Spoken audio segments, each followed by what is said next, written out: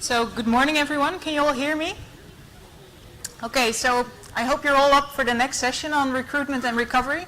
I'm both going to chair this session and have the first presentation, so I'd like to welcome you to this session. And I just want to state that we're 10 minutes behind schedule, but the presentations in the other room will also start 10 minutes behind schedule, so you'll be able to catch the parallel sessions. So you don't have to rush as a presenter. Okay, thanks. Yeah, so welcome. So I'd like to tell you something today about our seagrass restoration research in the Wadden Sea area, and also about our setbacks and successes that we've had in the past 4 years. First, I actually want to start with the acknowledgements, because this is not just my own results that I'm presenting, but it's really the result of a collaborative efforts between our university, the fieldwork company, and a nature manager organization, Natuurmonumenten, and a lot of people who are involved in this research. So what I'm going to talk about today is the Dutch Wadden Sea. So here the gray dot actually shows, well, kind of where the Netherlands is in northwestern Europe. And this is our small country with the Wadden Sea here in the north. So the Wadden Sea is a World Heritage Site which has the largest intertidal mudflat system in the world. Well, not just the Dutch Wadden Sea, but together with the Danish and German Wadden Sea. So we have two species of seagrasses in the Wadden Sea, Zostera marina, which grows both in an intertidal annual variety and a subtidal variety, which is perennial, which is almost extinct in the Wadden Sea, and Zostera noltii. And today I will focus only on intertidal annual Zostera marina. So before the 1930s, we had quite a lot of seagrass. All the dark black patches, they actually grow, they show about 150 square kilometers of subtidal eelgrass. And the red areas actually show intertidal eelgrass, and that has almost completely disappeared. As you can see in this picture, only tiny bits of intertidal eelgrass are left. So this is probably due to a combination of factors. So we had also wasting disease in the 1930s, which actually coincided with a huge dike construction, which you can actually see in this slide. So here we built an enormous dike, which actually increased turbidity a lot. So we had eutrophication events, and we didn't have any natural recovery so far. It's probably due to a combination of demersal fisheries, which actually continues to cause a lot of sediment disturbance. There's a lot of bioturbation. We still have really high turbidity levels, and also there's no source population. There is some seagrass in the northern German Wadden Sea, but the dominant currents go from west to east, so it's really hard for the seeds and seed-bearing shoots to actually disperse to our part of the Wadden Sea. So, oh well, the map is quite light, but this is the Dutch Wadden Sea, and here you can see some tiny green dots. That's actually all we have left in the Wadden Sea in terms of seagrass. And it also doesn't look really good, so it's very, very sparse. Density is less than 5%. So and actually we're aiming to restore seagrass beds in the Dutch Wadden Sea. And nowadays, well, we use actually, managers and politicians use arguments that we can actually restore the food web by restoring seagrass, because seagrass as a foundation species actually forms the foundation of the entire food web. So we have a long history of seagrass restoration in the Dutch Wadden Sea. So Marieke van Katwijk actually already started in the 1980s, mainly doing some small research pilots with shoots.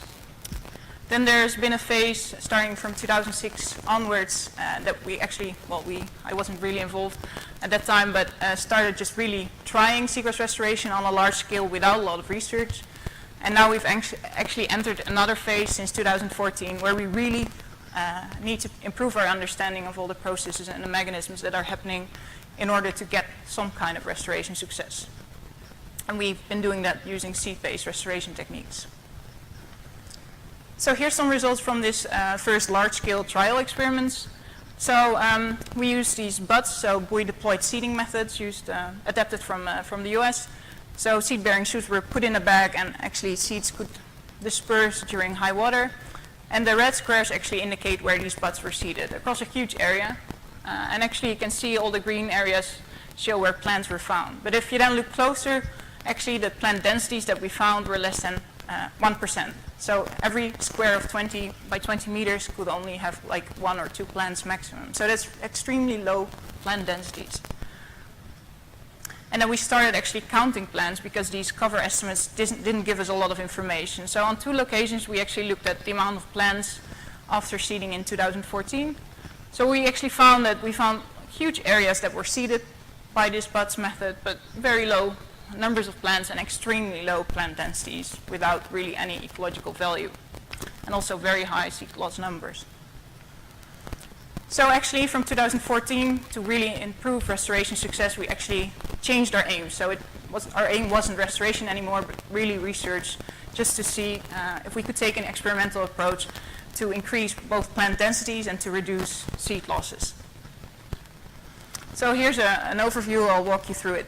So in 2014, actually, well, we had these low plant densities, and we actually looked into the causes of seed loss. So we did some experiments, and I already presented this at the last ISBW, but we found that a new pathogen, well, newly discovered seagrass pathogen, Phytophthora gemini, actually reduced seed germination by 6 times, and probably about 40% of all the seed losses that we experienced in our restoration experiments are actually due to infection by this pathogen. So next year we both tried to improve seed plant densities by actually putting the buds together in a frame, so putting them closer together, and we actually reached 2 times higher plant densities, which is still very low if you have plant densities of 0.001 per square meter. But we kind of reduced seed loss, but still not really doing a great job. And in the meantime, we also did some additional experiments to see if we could further decrease seed loss due to this Phytophthora infection. So we actually found out that using a copper treatment of only 0.02 ppm actually could decrease this Phytophthora infection, and actually it did. So we actually found a method with which we could decrease Phytophthora infection. However, that's not really applicable in the field. I mean, this was a lab experiment, and how do you decrease infection in the field? So that's why we started actually storing seeds in winter. So we stored them in a flow-through system, which actually worked really well. But then we actually came to the question, like, how do we then disperse seeds in the environment? So we couldn't use the bud system anymore.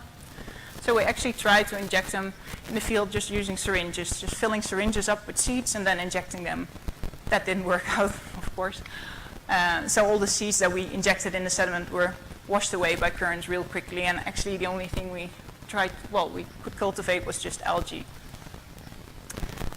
So then in 2017, we actually came up with a brand new seeding method using dispensers. We called it the dispenser injection method, and we actually mixed sediment like mud with seeds. And we put that in those dispenser tubes and then actually injected it in the sediment. And this is all on an experimental scale, not really huge, large-scale restoration anymore, but it's just to see if it works. And we actually did that in an experimental setting where we actually looked at the effect of both plot size and seed density. So it looked like this. So we had 2 densities, so 400 seeds per square meter versus 40 seeds per square meter here. And we had large-scale plots and small-scale plots to look at the effect of plot sizes. If we then look at the results, we actually see that there wasn't any effect of plot size on plant densities, but we did see an effect of increased seed densities, which was pretty logical, although we didn't find 10 times as high plant densities, only 3.4 times higher plant density. So putting more seeds in the field actually yielded more plants already. Yeah, so actually we managed to, in these 3 years, we actually managed to increase plant densities. I mean, even though plant densities are still quite low, but I mean, compared to 2015 and 2016, we actually managed to increase that by 100 times. However, our aim is more than 10 plants per square meter. And we actually also managed to decrease seed loss by changing methods and storing seeds over winter. So rather than needing 10,000 seeds to get 6 plants in the field, we now only need we still need the same amount of plants, but and then we get 90 plants per seed. So 15 times decrease in seed loss. However, we actually reset our aims. So we actually want to get more than 10 plants per square meter because of the self-facilitating effect of these plants, and we wanted to reduce seed loss to less than 99%. So we have some very preliminary results from a current field experiments that we put in May, and we got some, not plants, but seedlings actually growing.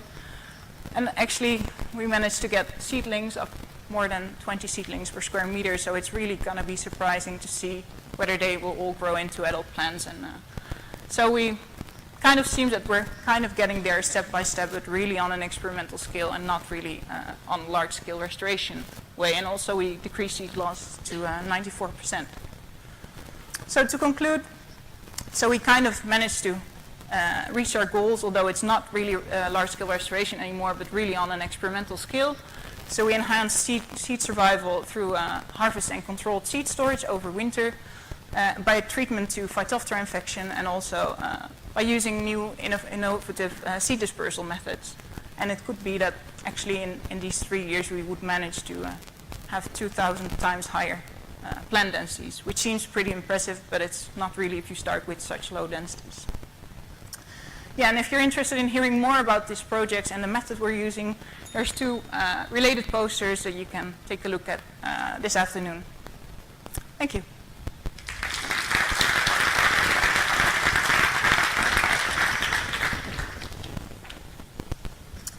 Are there any questions?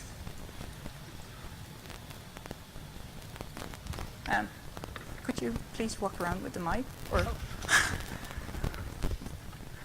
yeah, thanks.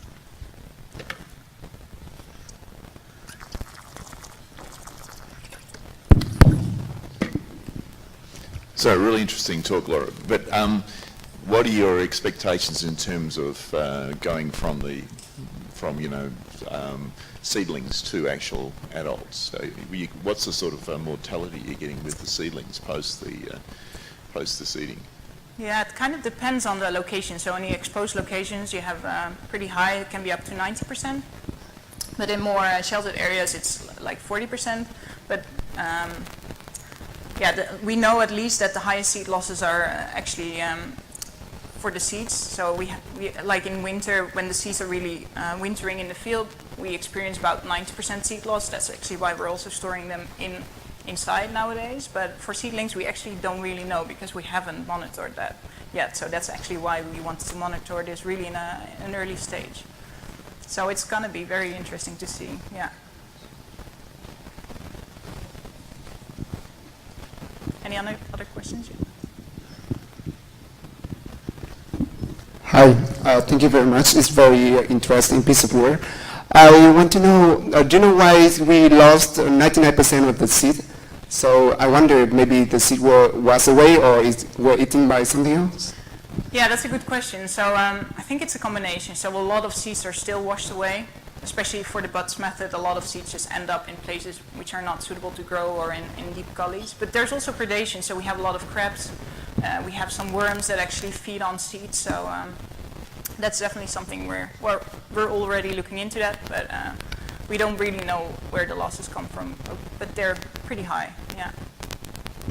Because I'm thinking to another idea. So instead of put the seed inside the mud as you are doing now, maybe you can attach the seed to another healthier like compounds. So maybe it can keep the seed sink to the ground and have, and then the seed can germinate later.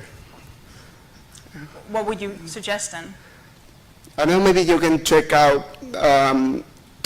other compounds instead of just simple mud, maybe sand or something. Try to stick sand with the seed and use something to stick sand with the seed. Yeah, we've tried that actually with clay-like components, yeah. But that really negatively affected the seed germination. So, and we're storing them also over winter to be able to treat them against Phytophthora. I mean, the Dutch Wadden Sea is there's a lot of storms. They experience a lot of storms in winter, so there's also a lot of sediment movement. So, yeah, we still have to check what happens actually if we seed the seeds already in autumn rather than in spring. So we're seeding them in spring right now, but.